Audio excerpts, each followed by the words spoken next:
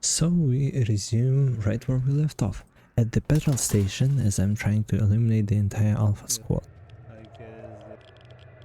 After that, I rappel down the edge of the ravine to get to the caves.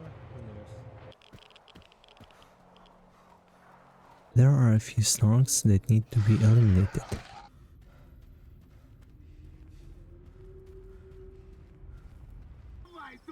A warden soldier threatens to kill me, but I'm faster.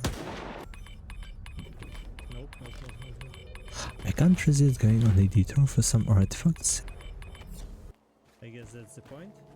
and continue towards the Bravo team.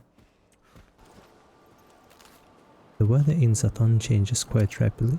One moment it's sunny and the next you're in a storm. But I guess they wanted to. Make it to the Bravo team's location and head underground. There is a guy behind the door who seems quite distressed and ready to kill on sight.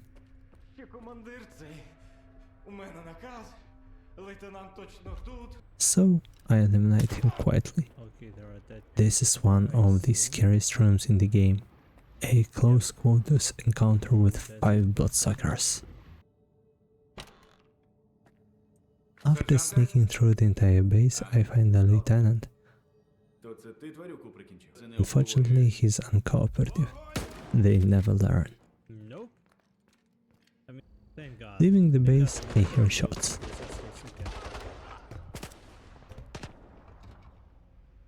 Those kinda look like It turns out it's Spark finishing off the rest of the wardens. I head deeper into the zone and run into S.t.a.l.k.e.r. I talk to its leader, complains about bandits. I decide to investigate, making a detour for an artifact. Snowflake. My trigger finger gets itchy when I meet the bandits, but I try to be civil. Their leader seems to be a bit of a psycho. He wants me to use a shotgun with buckshot to shoot things off his prisoners' heads. I mean, I guess he's expecting me to use buckshot to kill them all. I choose not to put them in any danger and use my pistol instead. The bandits are happy, the stalkers are freed. What do you need oxygen tank for? I follow them back to S.t.a.l.k.e.r and talk to Beard, who's glad his boys made it out alive and unharmed.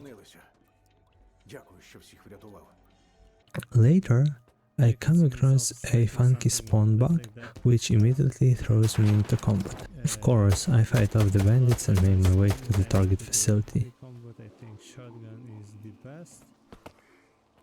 Another group of bandits seems to be approaching the facility, so I try my best to headshot them all. Which goes as well as you'd expect. Like a good loot goblin, I rummage through their stuff. The facility itself is filled with dead wardens and even a scientist at the end. But the true treacherous bastard is Lieutenant s.t.a.l.k.e.r, who then, like so many before him, promises to kill me. They never learn. They never learn. I'm told to turn something on, and suddenly the dead awaken as zombies. I pretend to be s.t.a.l.k.e.r and talk to Faust, who tells me what to do next. On my way back, I help some stalkers with pigs, and then I'm back at S.t.a.l.k.e.r. Guess who's here again? Right, Richter, as usual. I'm told to go and find Trapper, who then asks me to help him hunt emus.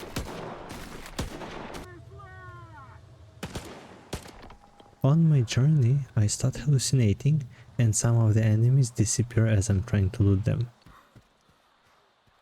Finally, I find the cave where Nimble was supposed to go, as a wild emission starts.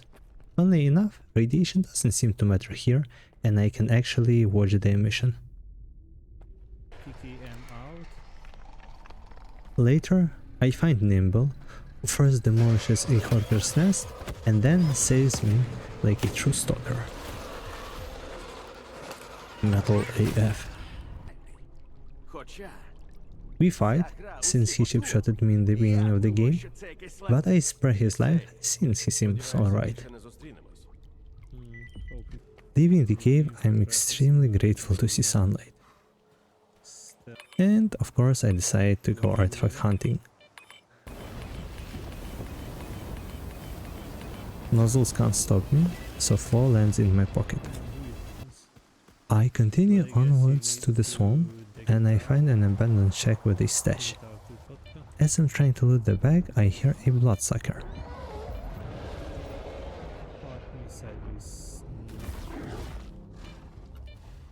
But the game engine spawns it behind me in a corner.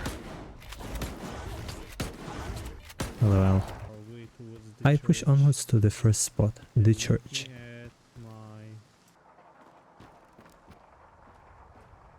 Unfortunately, I can't find the way in.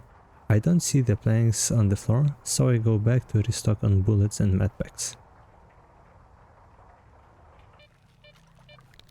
Along the way, I spot another artifact on my scanner,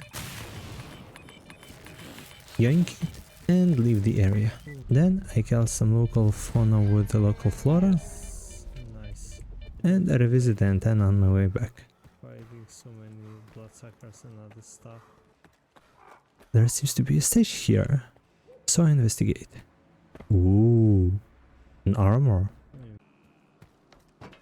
This time I end on Skadovsk, which now seems to be called Sultansk under the new management. The place seems the same, but the people are definitely different. I'm directed to their leader, calls himself Sultan, hence the new name. See you in episode 3. Bye!